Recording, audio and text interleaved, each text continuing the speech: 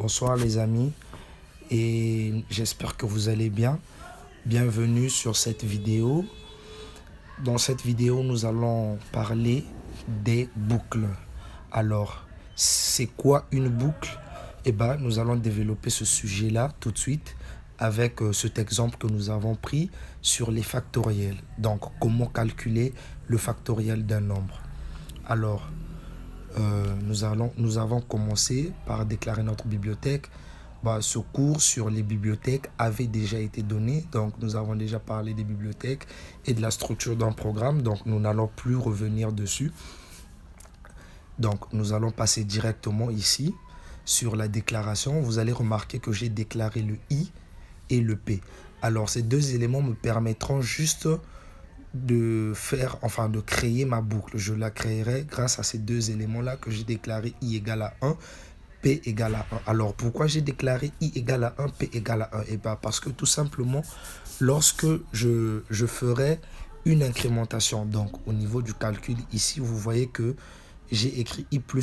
I++, c'est une incrémentation, c'est-à-dire à chaque fois que le N que vous voyez ici, qui représente le nombre que je veux calculer ou qui représente mon nombre que je veux choisir pour calculer son factoriel. Alors, si ce nombre est supérieur ou égal à I, alors à chaque fois que ce nombre sera supérieur ou égal à I, jusqu'à ce qu'on arrive à la sortie de notre boucle, vous voyez, on va ajouter plus 1, plus 1, plus 1. Voilà pourquoi ici, le I, je l'ai pris égal à 1.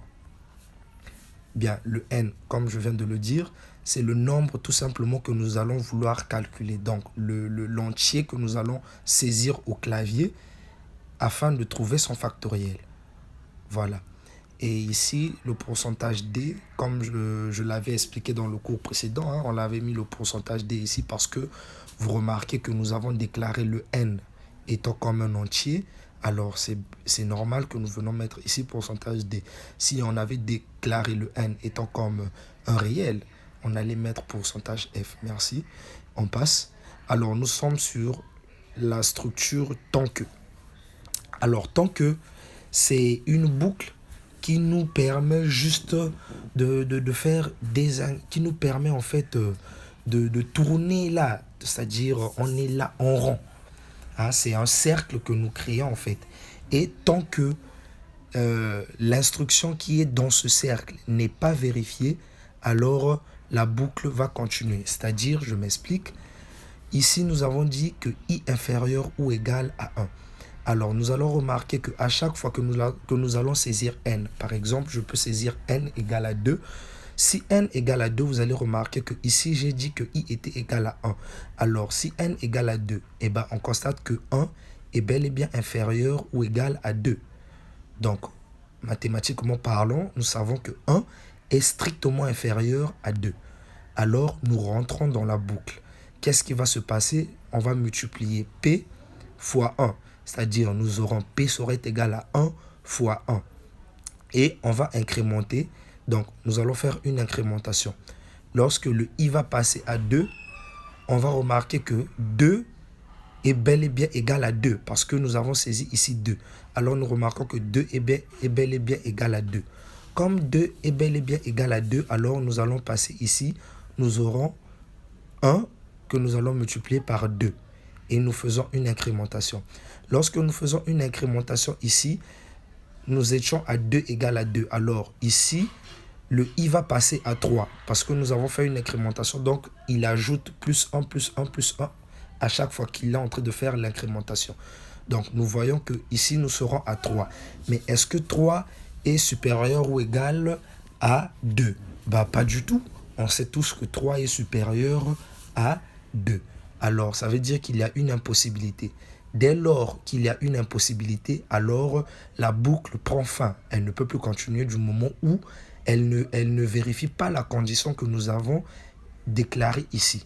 Alors, nous sortons de la boucle. Ceci dit, on vient ici à l'affichage. Alors, nous affichons le factoriel, pourcentage D. Bon, ce pourcentage D que j'ai mis ici, c'est pour tout simplement dire que je vais récupérer cette valeur que j'ai saisie. Elle va s'afficher ici. Voilà pourquoi j'ai mis pourcentage D. Et vous allez remarquer que ici j'ai commencé par n parce que je récupère d'abord la valeur que j'ai saisie. Et enfin, je vais afficher mon résultat ici, pourcentage D, qui va s'afficher ici. Alors, nous allons exécuter notre programme. Voilà, nous allons prendre 4. Avant de valider, nous allons d'abord faire ce calcul à part. Nous savons que lorsque nous avons le factoriel 4, ça nous donne, le factoriel 4 est égal à 4 fois 3 fois 2 fois 1. L'ensemble nous fait 24. Alors quand je veux valider, vous voyez bien que nous trouvons 24. Je peux encore exécuter le programme, je vais saisir un autre nombre. Par exemple, je prends 0. Nous savons tous que le factoriel 0 est égal à 1. Alors là, quand je valide, vous voyez que le factoriel de 0 nous donne bien 1. Alors, en dehors de cette boucle while, nous avons une autre boucle. Donc, en dehors de la boucle tant que, nous allons parler d'une autre boucle qu'on appelle répéter. Alors, la boucle répétée, c'est juste do while. Do while. C'est-à-dire, je vais expliquer cette boucle. Cette boucle do while, c'est-à-dire, on va faire, c'est-à-dire l'action va se répéter. Non, il est mieux que je puisse couper. Voilà, je vais couper cela. Donc, je coupe. Je mets do, qui signifie répéter. Do, qui signifie répéter. Et je vais coller ici. Voilà, je mets un point virgule. Voilà. Donc, vous voyez que ici, j'ai dit do while. Donc, cela signifie répéter cette instruction. Vous voyez, nous allons répéter cette instruction jusqu'à ce que la condition devienne fausse. C'est-à-dire, je vais répéter cette multiplication-là de P égale à P fois I.